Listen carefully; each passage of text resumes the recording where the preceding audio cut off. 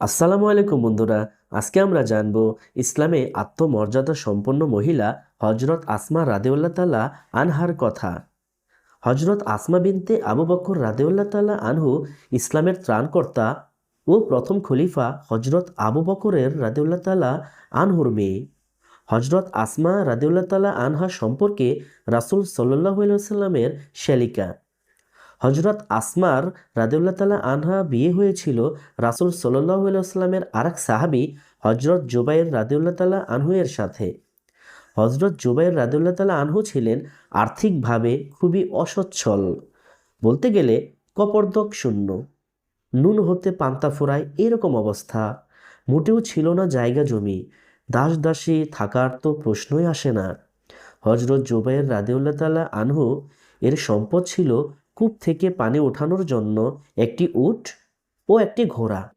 হজরত আসমা বিনতে আবু বকর রাদিয়াল্লাহু তাআলা আনহু উট ও ঘোড়া চড়াতেন, খাবার খাওয়াতেন, পানি পান করাতেন, পানি ওঠানোর মশক ছিঁড়ে গেলে সেলাই করতেন, ভালো রুটি না বানাতে পারলেও আটা পিষতেন, রুটি বানাতে সাহায্য করতেন প্রতিবেশী আনসারে মহিলারা। তারা ছিলেন খুবই পরোপকারী, জনদরদী ও ভদ্র মহিলা হিসেবে সুপরিচিত। আল্লাহর রাসূল সাল্লাল্লাহু আলাইহি ওয়াসাল্লাম হযরত জুবাইর রাদিয়াল্লাহু তাআলা আনহুকে একটি জমি দিয়েছিলেন উপহার হিসেবে, যা ছিল বাসা থেকে প্রায় 2 মাইল দূরে। আল্লাহর রাসূল সাল্লাল্লাহু আলাইহি ওয়াসাল্লাম একদিন দেখলেন হযরত আসমা রাদিয়াল্লাহু তাআলা আনহা খেজুরের আটি নিয়ে নিজ মাথায় বহন করে আনছেন 2 মাইল দূরে অবস্থিত জমি থেকে।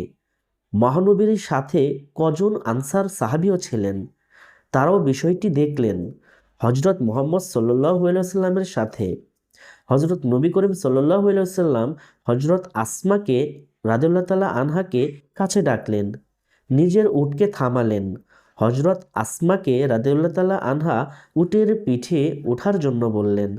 হজরত আসমা রাদিয়াল্লাহু তাআলা আনহা অস্বীকৃতি জানালেন, উটের পিঠে উঠতে রাজি হলেন না। পর পুরুষের সাথে যাওয়াকে হজরত আসমা রাদিয়াল্লাহু তাআলা আনহা অপছন্দ ও লজ্জাবোধ করলেন। সে সময় তার মনে পড়ল হজরত জুবাইর রাদিয়াল্লাহু তাআলা আনহুর কথা। কেননা হজরত জুবাইর রাদিয়াল্লাহু তাআলা আনহু ছিলেন আত্মসম্মানবোধ আর আত্মমর্যাদা সম্পন্ন এক সুপুরুষ ও বিরল ব্যক্তিত্ব। আল্লাহর রাসূল সাল্লাল্লাহু আলাইহি ওয়াসাল্লাম চলে গেলেন উঠে চড়ে, তার সাহাবারাও চলে গেলেন নিজ নিজ গন্তব্যে, আর হজরত আসমা রাদিয়াল্লাহু তাআলা আনহা চলে গেলেন নিজ বাড়িতে। খেজুরের আটি নিজ মাথায় বহন করে হজরত আসমা রাদিয়াল্লাহু তাআলা আনহা স্বামী হজরত জুবাইর রাদিয়াল্লাহু তাআলা আনহু কাছে ঘটনাটি সবিস্তরে বললেন। আমি যখন খেজুরের আটি নিজ মাথায় বহন করে আসছিলাম, পথিমধ্যে দেখা হয়েছিল মহানবী হজরত মুহাম্মদ সাল্লাল্লাহু আলাইহি ওয়াসাল্লামের সাথে। তার সাথে ছিল বেশ কজন সাহাবী। আল্লাহর রাসূল সাল্লাল্লাহু আলাইহি ওয়াসাল্লাম আমাকে পথিমধ্যে এই অবস্থায় দেখে কাছে আসলেন, তার উটকে হাঁটু গেড়ে বসালেন, আমি যেন তাতে সহসাই উঠে বসতে পারি। তিনি আমাকে উটের পিঠে উঠে বসতে বললেন, কিন্তু আমি তা করি নাই, মানে রাসূল সাল্লাল্লাহু আলাইহি ওয়াসাল্লামের উটের পিঠে উঠি নাই।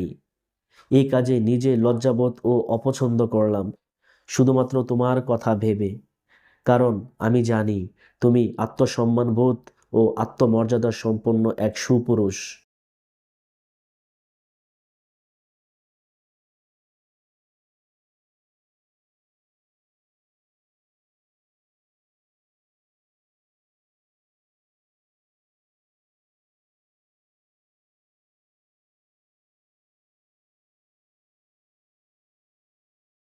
সব কথা হজরত জুবাইর রাদিয়াল্লাহু তাআলা আনহু মনোযোগ দিয়ে শুনলেন, কিছু সময় নীরব থেকে ভাবলেন, এরপর দীর্ঘশ্বাস ছেড়ে বললেন, আল্লাহর কসম, যে আল্লাহ সুবহানাহু ওয়া তাআলা তোমার আমার রব, সত্যি যেন আসমা আমার কাছে লজ্জার বিষয়টি সম্পূর্ণ বিপরীত ও ভিন্ন।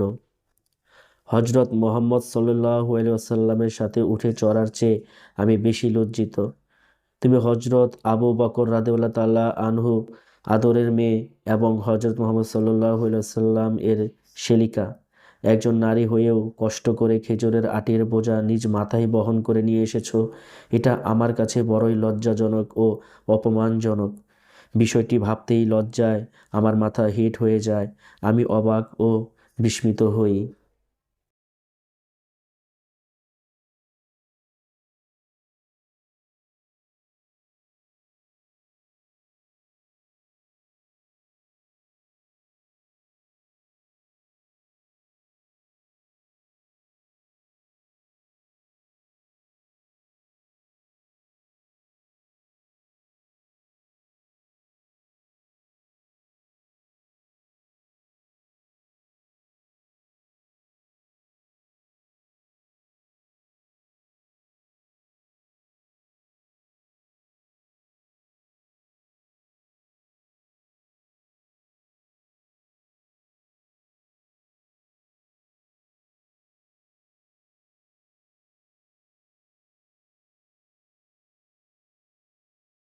এই ঘটনাটি পৌঁছালো হজরত আবু বক্কর রাদিয়াল্লাহু তাআলা আনহুর কানে।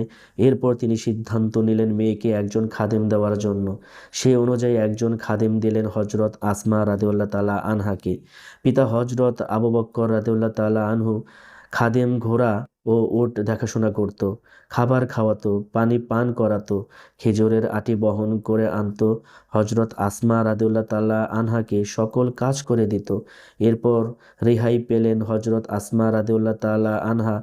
চড়াতেন না উট ও ঘোড়া, ওঠাতেন না পানি, আনতেন না নিজ মাথায় বহন করে খেজুরের আটি। আর এভাবেই একজন আত্মমর্যাদা সম্পন্ন নারী হজরত আসমা রাদিয়াল্লাহু তাআলা আনহা রক্ষা করলেন তার নিজের মর্যাদা, রক্ষা করলেন স্বামী হজরত জুবাইর রাদিয়াল্লাহু তাআলা আনহু এর মর্যাদা, হেফাজত করলেন নারী সমাজের রক্ষা কবচ।